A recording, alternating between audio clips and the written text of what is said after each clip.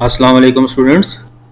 उम्मीद करता हूँ जी आप सारे खैरियत से होंगे और सारे स्टूडेंट्स अपना ख्याल रख रहे होंगे। अब कोरोना की वजह से आपको पता है कि जो सिचुएशन है वो काफ़ी ज़्यादा हार्ड है, ठीक है बेटा, लेकिन आप लोगों ने डिसहार्ट नहीं होना और अपनी स्टडी की तरफ फोकस रखना है।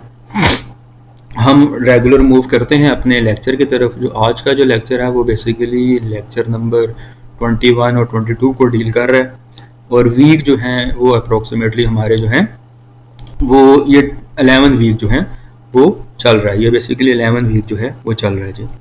अब इस लेक्चर के जो ऑब्जेक्टिव है उनको स्टार्ट करने से पहले जो है हम ओवरव्यू कर लेते हैं प्रीवियस लेक्चर के टॉपिक्स को। प्रीवियस लेक्चर के अंदर हम लोगों ने कुछ 3-4 पॉइंट्स को डिस्कस किया, जिसमें से जो सबसे पहला पॉइंट था, उसमें जो सबसे पहला पॉइंट जिसको हमने डिस्कस किया वो था टेंजेंट प्लेन। ठीक है, टेंजेंट प्लेन के लिए आपने एक इक्वेशन इंट्रोड्यूस कराई थी, उसके बाद आपने नॉर्मल वेक्टर डिसाइड किया, फिर नॉर्मल लाइंस डिसाइड की in terms of parametric form में, फिर आप लोगों ने टेंजेंट वेक्टर निकाला, टेंजेंट लाइन भी उसे कहते हैं, by using the definition of gradient of the function. और वो किसके इंटरसेक्शन थी? Intersection of two normal vector या intersection of two normal surfaces के ऊपर। ठीक है, और उससे रिलेटेड आपने फिर कुछ क्वेश्चंस भी अटेम्प्ट करने की कोशिश की। अच्छा, आज का जो लेक्चर है उसके जो लर्निंग ऑब्जेक्टिव्स हैं वो बेसिकली ये हैं कि आज के लेक्चर के अंदर जो है आप तीन जो है मेन टॉपिक्स को पढ़ेंगे। एक पढ़ेंगे एक्सट्रीमा। एक्सट्रीमा का ताल्लुक होता है बेटा मैक्सिमम वैल्यू और मिनिमम वैल्यूज। ठीक है, ठीक है, अगर ज़्यादा मैक्सिमम वैल्यूज होंगी तो हम उनको कहेंगे रिलेटिव मैक्सिमा, अगर ज़्यादा मिनिमम वैल्यूज होंगी तो हम उनको कहेंगे रिलेटिव मिनिमम। तमाम मैक्सिमम वैल्यू में जो सबसे बड़ी मैक्सिमम वैल्यू होगी उसको कहेंगे एब्सोल्यूट मैक्सिमा, और तमाम मिनिमम वैल्यूज में जो सबसे छोटी मिनिमम वैल्यू होगी उसको हम कहेंगे एब्सोल्यूट मिनिमम।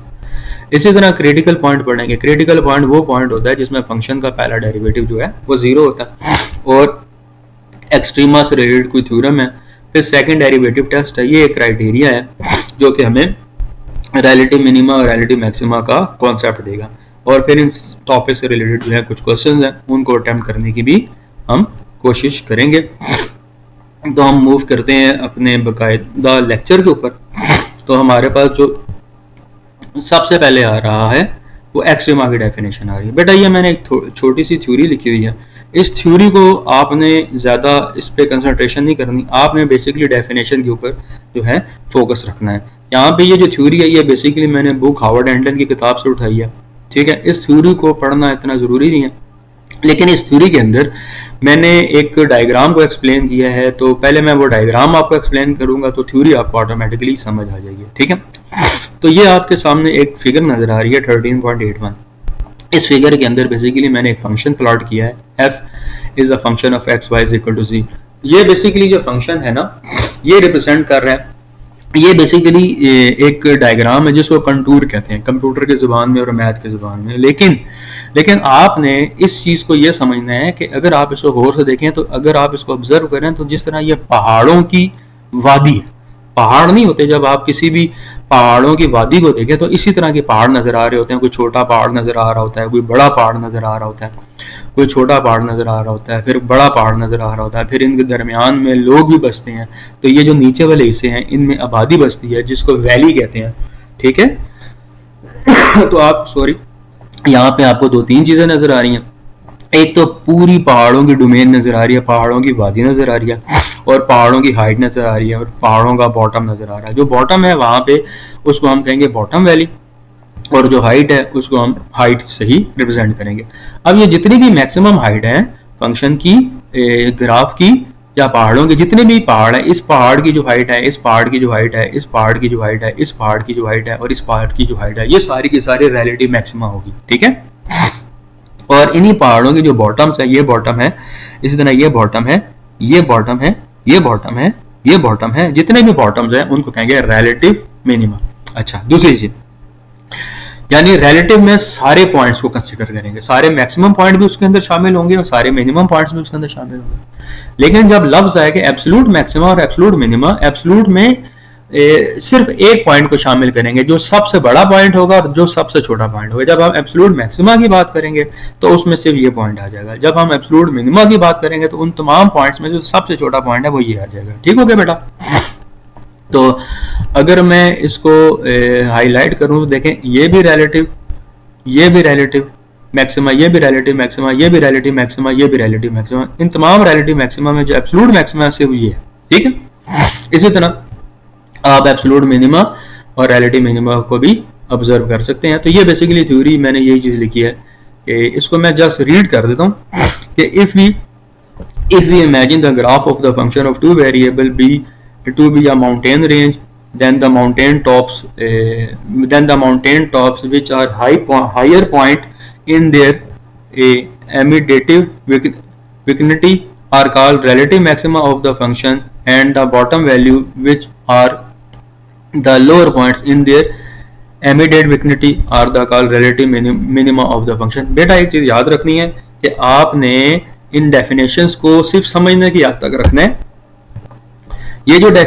ये जो डेफिनेशन मैंने एक्सप्लेन की है ये सिर्फ समझाने की हद तक है। ठीक है। पेपर पॉइंट ऑफ व्यू से ये नहीं है, आपको सिर्फ कॉन्सेप्ट देने के लिए ये मैंने डेफिनेशन लिखी है कि ये बेसिकली माउंटेन की जो टॉप होती है उसको रिलेटिव मैक्सिमा कहते हैं, और तमाम माउंटेन की जो बॉटम होगी उनको रिलेटिव मिनिमा कहेंगे। ठीक हो गया कि उसके बाद एब्सोल्यूट मिनिमा और एब्सोल्यूट मैक्सिमा का कॉन्सेप्ट है। तो एब्सोल्यूट मैक्सिमा और एब्सोल्यूट मिनिमा का वैल्यू मतलब होता है कि सबसे लार्जेस्ट वैल्यू उसको एब्सोल्यूट मैक्सिमा कहते हैं और जो सबसे स्मॉलेस्ट वैल्यू होती है उसको एब्सोल्यूट मिनिमा कहते हैं फंक्शन की। ठीक है।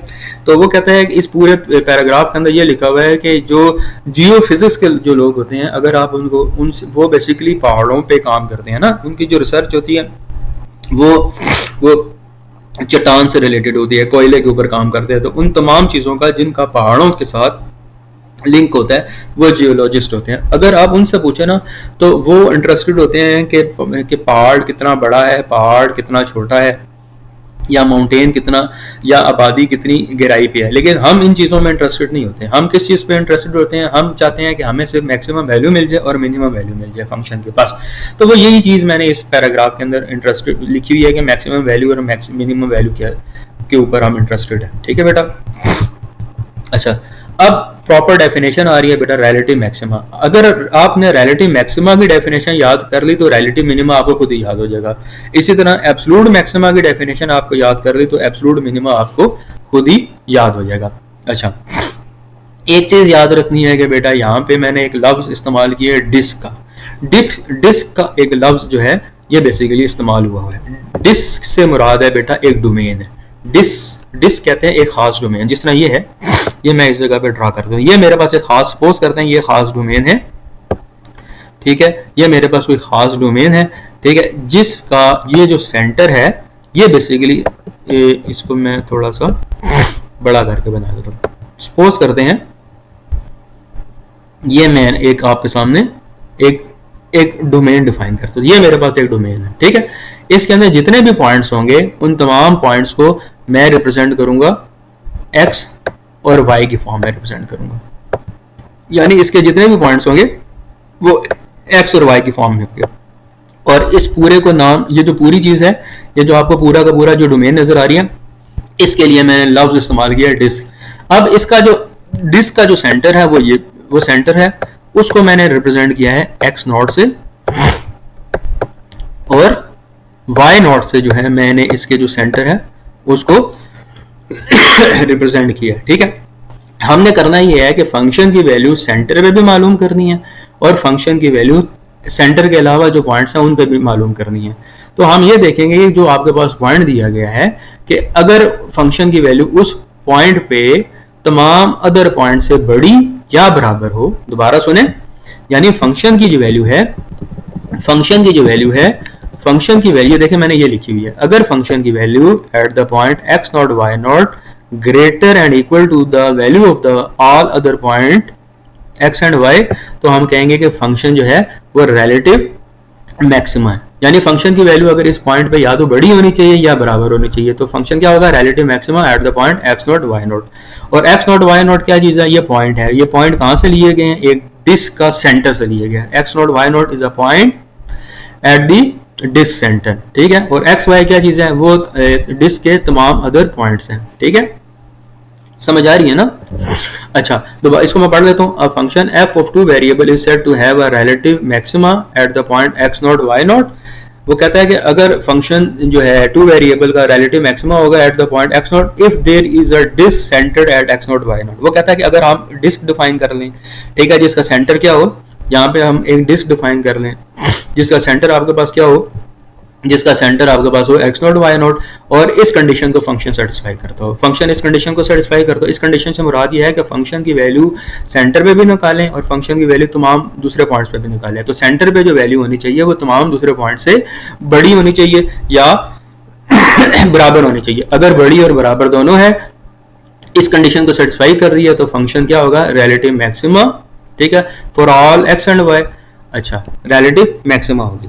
अब इसी तरह अगर रिलेटिव मिनिमा की बात करेंगे तो ये जो ग्रेटर एंड इक्वल टू का निशान है वो लेस एंड इक्वल